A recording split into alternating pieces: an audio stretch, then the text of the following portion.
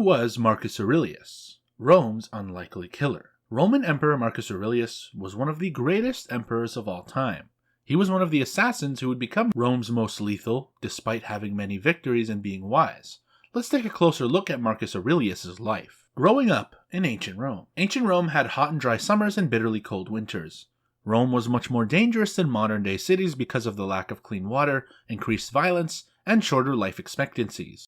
Even during this tough period, Marcus Aurelius did not become hardened by its challenges. He was born into an aristocratic family who were not happy with him becoming emperor. Instead, they favored his brother Lucius because of Marcus's slender build and lack of aggression. He became emperor. Marcus Aurelius was born on April 26, 121, and went on to become a famous philosopher and the author of Meditations. His father, also by the name of Marcus Aurelius the Elder, was a powerful Roman ruler. When Hadrian died, Antoninus Pius became the new emperor, but in 161 after his father and the other Antoninus died, Lucius Verus shared the position with Marcus. Faustina, Lucius Verus' fiancée, died while he was co-emperor with Marcus. Marcus was not happy with just being emperor. He wanted more. He set his sights on becoming the next Caesar. After renaming himself from Commodus to Marcus Aurelius Antoninus Augustus, he reassumed power over the empire for a brief time before dying of natural causes. Ways he ruled Rome.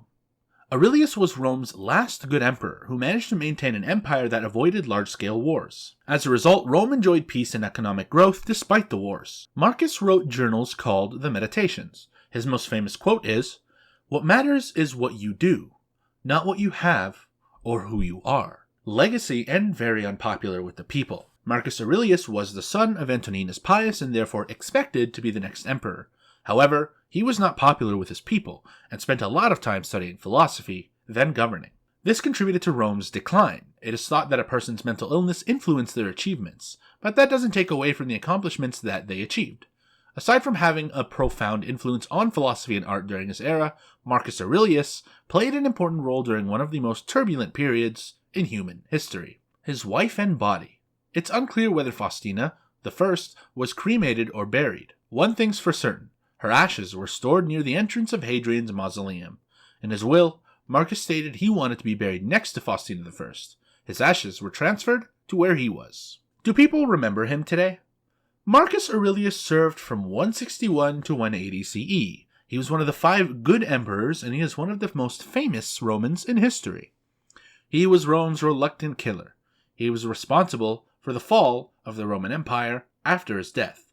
Marcus Aurelius wasn't a violent man, but about 25% of the Dacian men were killed and enslaved by his army during his conquest of Dacia, now what is called Romania. Though he played a small part in the decline of Rome, he is viewed as one of the more peaceful emperors that ever ruled. Conclusion. Marcus Aurelius had a tough time being an emperor, and his reign was short. He served as a main figure in Rome from 161 to 180 AD. Don't forget to like, comment down below, and subscribe.